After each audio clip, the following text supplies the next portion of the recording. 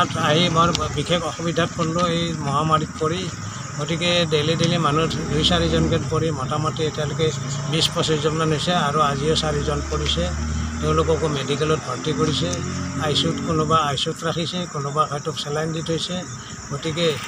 আমাক চৰকাৰৰ ফালৰ পৰা কিবা এটা সোনকালে উদ্ধাৰ কৰি লৈ যোৱাৰ ব্যৱস্থা কৰি দিয়ে যায় বৰপেটা ডিষ্ট্ৰিক্ট বজালিৰ পৰা আমি আহিছিলোঁ ধাৰকালৈ ভ্ৰমণৰ কাৰণে আহিছিলোঁ যোৱা 23 ছেপ্টেম্বৰ তাৰিখে আহি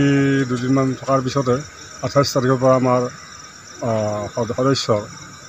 মহামাৰীত মানে আক্ৰমণ হ'ল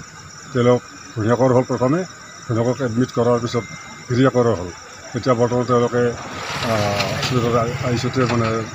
চিকিৎসা দি আছে এতিয়া কি দেশৰ পৰা হৈছে কি কথা আমি ধৰিব পৰা নাই মাননীয় আমাৰ অসমৰ মুখ্যমন্ত্ৰী হেমন্ত বিশ্ব শৰ্মা দেৱৰ ওচৰত মোৰ এটা বিনম্ৰ অনুৰোধ আমি পাঠশালাৰ পৰা এটা তীৰ্থযাত্ৰী হিচাপে কেইবাজনো মানুহ আহিছিলোঁ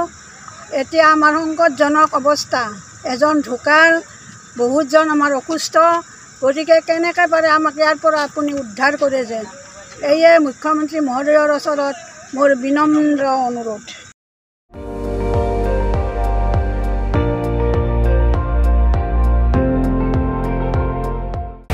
আপুনি চাই আছে ND24 সৰ্বশ্ৰেষ্ঠ নহয় সৰ্বোত্তমৰ দৌৰ